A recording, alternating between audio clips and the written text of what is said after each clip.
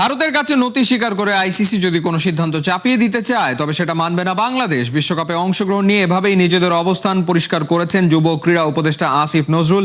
তার এই বক্তব্যে যেমন স্পষ্ট হয়েছে ভারত সফর ঘিরে নিজেদের অবস্থানে অটল আছে বাংলাদেশ, তেমনি প্রশ্ন দেখা দিয়েছে আইসিসি কি আদৌ কোনো চাপ দিচ্ছে বিসিবিকে। বিস্তারিত জানাচ্ছেন পার্থ বণিক। আমরা ফরমালি আমার জানা মতে এমন কিছু শুনি নাই যে আমাদের বাদ দিয়ে স্কটল্যান্ডকে নিবে। এর আগে এমন উদাহরণ আছে, পাকিস্তানে ভারত খেলতে যাবে না বলেছে, আইসিসি ভেন্যু চেঞ্জ করেছে। আমরা অত্যন্ত লজিক্যাল কারণে ভেন্যু চেঞ্জের কথা বলেছি। কথা একদম ক্লিয়ার, বিশ্বকাপে খেলতে কোনো আপোষ নয়, কোনো চাপে পিছু হটাও নয়। বাংলাদেশ টি-20 ওয়ার্ল্ড কাপে অংশ নিতে কোনোভাবেই ভারত যাবে না। বিশ্বকাপে বাংলাদেশের অংশগ্রহণ নিয়ে গত কদিন ধরে একের পর এক যে ডেভেলপমেন্ট হচ্ছিল, যেখানে বাংলাদেশের আপোষ করার প্রসঙ্গ আসছিল, সেখানে যুব ও ক্রীড়া উপদেষ্টা আসিফ নজরুল সাফ জানিয়ে দিয়েছেন আইসিসির চাপিয়ে দেওয়া কোনো সিদ্ধান্ত মানবে না বাংলাদেশ। আমাদের মূল কথা হচ্ছে, যদি আইসিসি ভারতীয় বোর্ডের কাছে মাথা নত করে আমাদের উপর চাপ সৃষ্টি করে অযৌক্তিক কোনো শর্ত চাপায় দেয়, আমরা সেই অযৌক্তিক শর্ত মানব না। আমাদেরকে অযৌক্তিক প্রেশার প্রয়োগ করে, অযৌক্তিক চাপ সৃষ্টি করে আমাদেরকে ভারতে খেলাতে বাধ্য করা যাবে না। ক্রীড়া উপদেষ্টা প্রশ্নের উত্তর দিলেও তার কথাতেই সৃষ্টি হয়েছে আরেক প্রশ্ন, আইসিসি কি আসলেই কৌশলে বাংলাদেশকে ভারতে যাবার জন্য চাপ দিচ্ছে?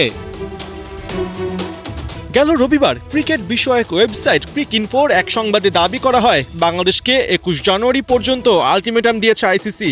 এই সময়ের মধ্যেই বিসিবিকে জানাতে হবে বাংলাদেশ বিশ্বকাপ খেলতে ভারত যাবে কিনা, আর যদি না যায় তবে বাংলাদেশের জায়গায় পরবর্তী টপ র্যাঙ্কধারী স্কটল্যান্ডকে বিশ্বকাপে বিবেচনা করা হবে। তবে রবিবারের প্রকাশিত এই সংবাদের সত্যতা রাত পেরোতেই নাকচ করে দেয় বিসিবি। বিসিবি নাকচ করলেও কৌতূহল তো আর থেমে থাকে না। 7 ফেব্রুয়ারি বিশ্বকাপ শুরু, হাতে 3 সপ্তাহ নেই। বাংলাদেশ আর কত সময় ধরে আইসিসির সাথে আলোচনা চালাবে? সত্যিই কি বাংলাদেশকে চাপে ফেলতে স্কটল্যান্ডকে বিশ্বকাপে নেবার কথা জানিয়েছে আইসিসি? বিবিসির প্রতিবেদন অবশ্য তেমনটা বলছে না। ব্রিটিশ এই মিডিয়ার খবর, বাংলাদেশের রিপ্লেসমেন্ট হিসেবে এখনও স্কটল্যান্ডের সাথে কোনো যোগাযোগ করেনি আইসিসি। এমনকি বাংলাদেশের প্রতি সম্মান রেখে স্কটল্যান্ডও আগ বাড়িয়ে আইসিসির কাছে এ ব্যাপারে কিছুই জানতে চায়নি। তবে স্কটল্যান্ড জানতে না চাইলেও তারা যে বিবেচনার বাইরে আছে তেমনটা নয়। রাজনৈতিক কারণেই 2009 টি-20 বিশ্বকাপে জিম্বাবুয়ে দল ইংল্যান্ড সফরে অস্বীকৃতি জানালে তাদের পরিবর্তে এই স্কটল্যান্ডই বিশ্বকাপ খেলেছিল। তাই এবারও তাদের জন্য তেমন সম্ভাবনাই অপেক্ষা করছে। হাতে সময় অল্প হলেও বোঝা যাচ্ছে শর্ট টাইম নোটিসেও বিশ্বকাপ খেলার মতো পরিস্থিতিতে আছে স্কটল্যান্ড। এই মুহূর্তে স্কটিশ ক্রিকেটাররা অনুশীলনে ফিরেছে। আগামী মার্চে উইন্ডহুকে নামিবিয়া ও ওমানের সাথে ত্রিদেশীয় সিরিজ খেলবে দলটি। পার্থ বণিক, ৭১।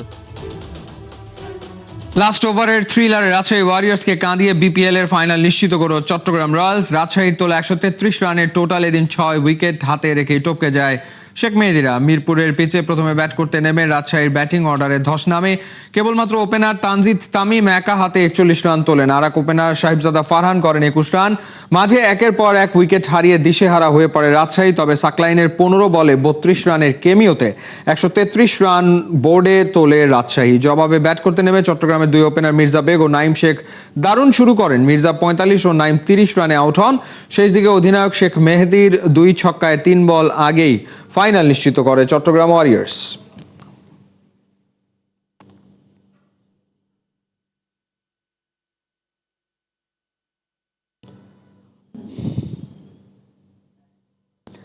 শেষ বলের নাটকীয়তায় বিপিএল এর অন্যতম হেভিওয়েট দল রংপুর রাইডার্সকে এলিমিনেটরে হারিয়ে দ্বিতীয় কোয়ালিফায়ারে জায়গা করে নিয়েছে সিলেট টাইটান্স।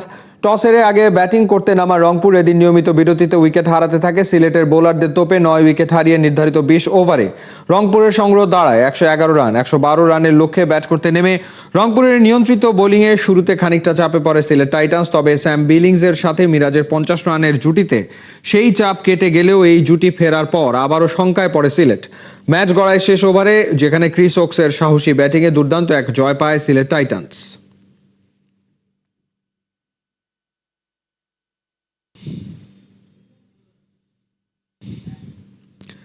টাইগাররা কোন দেশে খেলবে, আদৌ কি খেলবে, খেললে প্রতিপক্ষ কারা হবে, বিশ্বকাপ ইস্যুতে কিছুই জানেন না লিটন দাস। টি-20 ক্যাপ্টেনের কণ্ঠে হতাশা। শুধু তাই না, বিপিএল এর প্লে অফে বাজে উইকেট নিয়ে জানিয়েছেন নিজের বিরক্তির কথা। নাহিয়ান বিন জসিমের রিপোর্ট। শিওর আমরা ওয়ার্ল্ড কাপ খেলতে যাচ্ছি, তো সেই 15 জনও এখনো জানে না যে আমরা কোন দেশে যাব বা কাদের বিপক্ষে খেলবো। আজকে থেকে খেলা শেষ, বিন্দাস থাকবো রুমে, আর কি। সবচেয়ে দামি দল গড়ার পরও বিপিএল এর এলিমিনেটর থেকেই বাদ রংপুর রাইডার্স। নিঃসন্দেহে একটা খারাপ সময় কাটছে লিটন কুমার দাসের। ঠিক এই মুহূর্তে রংপুর যখন বিপিএল থেকে বাদ পড়ে গেছে, 100% ফোকাসটাই কিন্তু লিটনের থাকার কথা টি-20 বিশ্বকাপ নিয়ে, কিন্তু সেখানেও অনিশ্চয়তা। ঠিক যে অবস্থায় বাংলাদেশ এখন দাঁড়িয়ে আছে, তাতে করে ভারতের মাটিতে কোনোভাবেই বাংলাদেশ বিশ্বকাপের ম্যাচ খেলতে যাচ্ছে না, সেটা শতভাগ নিশ্চিত। শ্রীলঙ্কার মাটিতে যে অপশনটা ছিল বাংলাদেশের খেলার, সেটাও কিন্তু একেবারেই ধোঁয়াশায়, সেটা শূন্যের কোটায় নেমে আসছে। তাহলে কি বাংলাদেশ বিশ্বকাপ খেলবে না? আপনি কি শিওর আমরা ওয়ার্ল্ড কাপ খেলতে যাচ্ছি? যদি আপনি জানতেন যে আপনার গ্রুপ কে হবে, আপনি কোন দেশে যাচ্ছেন, এটা একটা হেল্প হতো। এখন যে জিনিসটা হাতেই নেই আমার, বা আমাদের ক্রিকেট ওভারঅল যতগুলো প্লেয়ার, আপনারা তো অলরেডি টিম জানেন যে কোন 15 জন যাবে, তো সেই 15 জনও এখনো জানে না যে আমরা কোন দেশে যাব বা কাদের বিপক্ষে খেলবো। আমার জায়গা থেকে আমি যেমন আনসার্টেন, সবাই আনসার্টেন। আমার মনে হয় পুরো বাংলাদেশই আনসার্টেন এই মুহূর্তে। লেবু বেশি চিপলে তেতো হয়ে যায়, ঠিক একই রকমভাবে বাংলাদেশের বিশ্বকাপ ইস্যু নিয়ে সাম্প্রতিক সময়ে এত বেশি আলোচনা হয়েছে, এত বেশি কথা হয়েছে যে ভক্তদের মতো টি-20 ক্যাপ্টেনও কিন্তু অনেকটাই বিরক্ত। বিশ্বকাপের প্রস্তুতির মঞ্চ ছিল এই বিপিএলটা।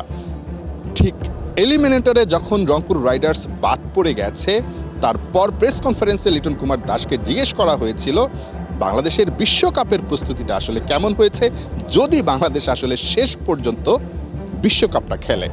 সে প্রশ্নের উত্তরে টি-20 ক্যাপ্টেনের কণ্ঠে একেবারেই বিরক্তির সুর উঠে এসেছে। টি-20 নিয়ে আমরা এখনো জানি না, ওয়ার্ল্ড কাপ নিয়ে, সো ওইটা প্রসঙ্গই বাদ। ক্রিকেটের জন্য আমার মনে হয় টি-20 ফরম্যাটটা, আমি বলবো না যে একদম আইডিয়াল না, বাট কোয়ালিফায়ার ম্যাচ, আপনি তো মানে এমন একটা সিচুয়েশনে গেম খেলতেছেন, ডু অর ডাই, আপনি সম্পূর্ণ বলার ফেভারে দিয়ে গেলেন, তাহলে তো ক্রিকেটটা হলো না।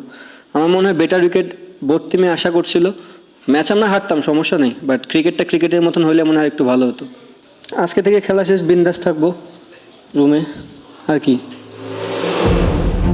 লিটন দাস একটু আগে ভাগেই ফ্রি হয়ে গেছেন, বলছেন বিন্দাস থাকবেন, কিন্তু বিশ্বকাপ নিয়ে যে ধরনের অনিশ্চয়তায় টি-20 ক্যাপ্টেন, তাতে করে বিন্দাস থাকার কোনো উপায় কি আছে? কারণ এই বিশ্বকাপকে ঘিরেই লিটন কুমার দাস ক্যাপ্টেন হয়েছিলেন, বড় একটা স্বপ্ন দেখেছিলেন। বাংলাদেশ শেষ পর্যন্ত যদি বিশ্বকাপটা না খেলে, তখন দেশের ক্রিকেটের ভবিষ্যৎটা আসলে কোন দিকে যাবে? শুধু ভক্তরা না, নিঃসন্দেহে টি-20 ক্যাপ্টেনও কিন্তু রাজ্যের টেনশনে আছেন। নাহিয়ান বিন জসিম, 71, ঢাকা।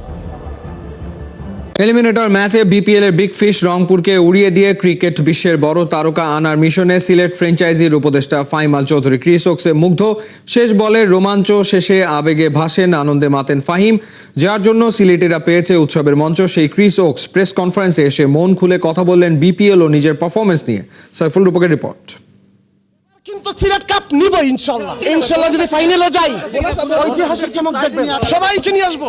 এবার চাইবো যে পুরো পিচ ভরে ফেলে যদি ফাইনালে যাই ইনশাআল্লাহ। অতিরিক্ত খুশিতে অতি আবেগেই কি সিলেট টাইটান্সের উপদেষ্টা ফাহিম আল চৌধুরী এই কথাটা বলেছেন? অর্থাৎ তিনি বলেছেন, যদি সিলেট বিপিএল এর ফাইনালে ওঠে, তাহলে সিলেট থেকে দর্শক এনে মিরপুরের মাঠ, মিরপুরের পিচ ভরিয়ে ফেলবেন। তাহলে খেলাটা হবে কোথায়? তবে ফাহিমের আরেকটা কথা ভালোভাবে নিতে হবে বা হালকাভাবে নেওয়ার কিছু নেই। তিনি বলেছেন, বিপিএল এর ফাইনালে যদি সিলেট ওঠে, তাহলে বড় চমক দেখাবেন, বড় ক্রিকেটার নিয়ে আসবেন, তার সামর্থ্য আছে, তার ইচ্ছা আছে। এই যে Moeen Ali, Chris Woakes, Sam Billings, তাদের সাথে ডিলিংসটা এই ফাহিম আল চৌধুরী। তিনি ইংল্যান্ডে থাকেন, ইংল্যান্ড প্রবাসী, তিনি টাকা ঢালছেন, তার স্বপ্নটা বড়, সিলেটকে কাপ দিতে চান, বড় বড় তারকাদের এনেছেন। এখন যদি মঙ্গলবারের মতো বুধবারটাও সিলেট টাইটান্স মিরাজরা রাঙাতে পারে, তাহলে হয়তো শুক্রবারের ফাইনালে আগে আরও বড় নাম দেখা যেতে পারে। বছর 3 আগের ঘটনা, মঈন আলী তখন টেস্ট খেলছেন না, রিটায়ার করেছেন অনেক আগেই। বেন স্টোকস তাকে হোয়াটসঅ্যাপে টেক্সট করেছিলেন, অ্যাশেজ প্রশ্নবোধক। মঈন আলী কিন্তু টেস্ট রিটায়ারমেন্ট ক্যান্সেল করে আবার টেস্ট খেলেছেন, ইংল্যান্ডের হয়ে ফিরেছেন, খেলেছেন। এবার যদি ফাহিম আল চৌধুরী মঈন আলীকে বলে আমার বেন স্টোকসকে দরকার ফাইনালের জন্য, এবং মঈন আলী যদি বেন স্টোকসকে মেসেজ করে বিপিএল, প্রশ্নবোধক, বেন স্টোকস রাজি হবে কিনা বা তাদের ভাবনা আছে কিনা সেটা পরের বিষয়। তবে ফাহিম আল চৌধুরী চমক দেখাতে জানেন। ইনশাল্লাহ যদি ফাইনালে যাই ঐতিহাসিক চমক দেখবে। লাস্ট বলটা যখন ছিল তখন আমি ফিল করছি যে আমাদের সিলেটের সব মানুষগুলো সজদার মধ্যে ছিল, এবং সেটা আল্লাহ প্রদত্ত আল্লাহর কুদরতি রহমত থেকে এসে আমাদের সিলেটের ইজ্জত আল্লাহ রক্ষা করছে। বাসায় যাব 2 রাকাত নফল নামাজ পড়ে আল্লাহ শুকরিয়া আদায় করব, এবং এবার কিন্তু সিলেট কাপ নিব ইনশাআল্লাহ, এবার ওই দিব। শুধু ফাহিম আল চৌধুরী না, গোটা সিলেটবাসী, সিলেট দলের সাথে সংশ্লিষ্ট সবাইকে আনন্দ দিয়েছে, সবাই খুশিতে আত্মহারা। কারণ ক্রিস ওকস বাজিমাতটা করেছে বিপিএলে প্রথমবার এসেই।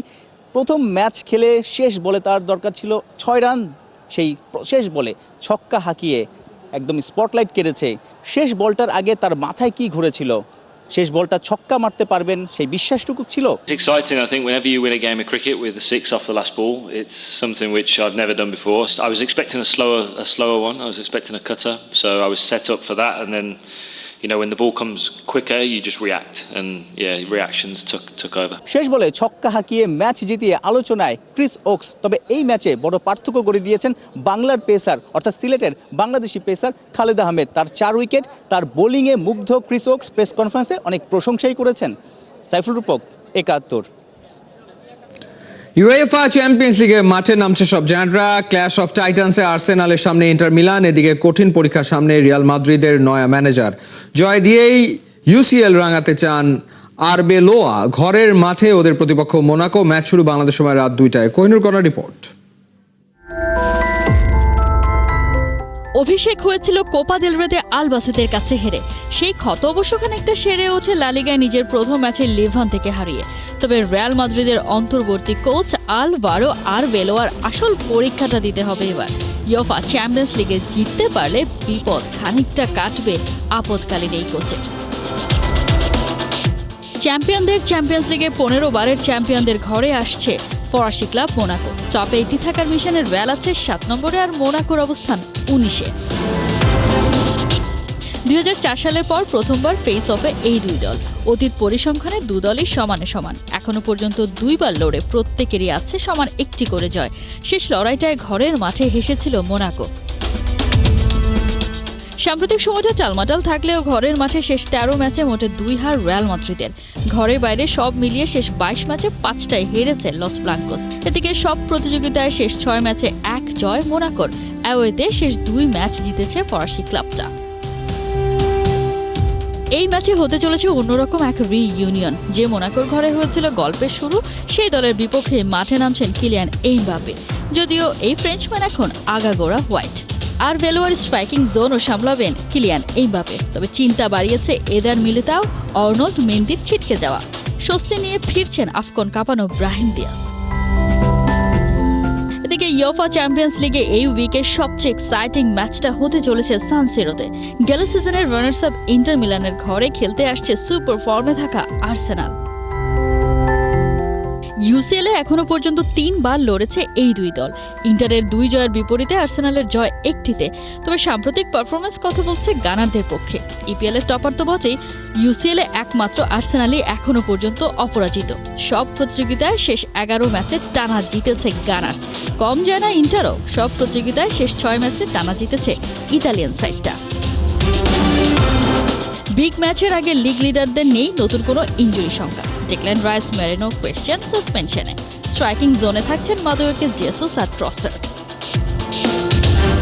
তবে এই ম্যাচের আগে চিবুর হাতে ইনজুরির লম্বা লিস্ট। ডামফ্রিসকে আরও মাস 2 থাকতে হচ্ছে সাইড লাইনে। ইন্টারের স্টার্টিং 11-এ আর্জেন্টাইন মার্তিনেজের সাথে ফ্রন্ট লাইনে থাকছেন থুরাম। কোহিনুর কণা, 71।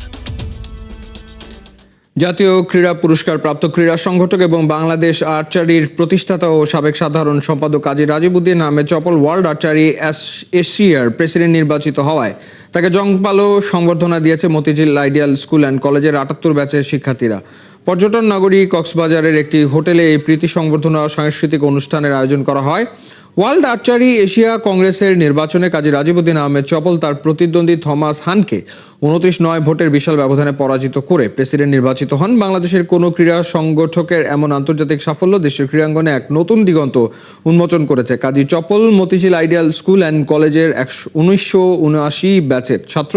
সংবর্ধনা অনুষ্ঠানে উপস্থিত ছিলেন আইডিয়াল স্কুলের 1978 ব্যাচের প্রাক্তন শিক্ষার্থীরা।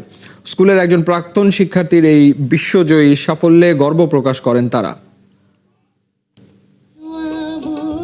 শুধু আমাদের ব্যাচের জন্য না, এটা আমার মনে হয় যে আইডিয়াল স্কুলের জন্য একটা গর্বের বিষয় যে আমাদের স্কুলের একজন ছাত্র, কৃতি ছাত্র, এবং সে বিভিন্ন সেক্টরে সে কাজ করে যাচ্ছে এবং সেটার জন্য অবশ্যই আমি গর্ববোধ করছি।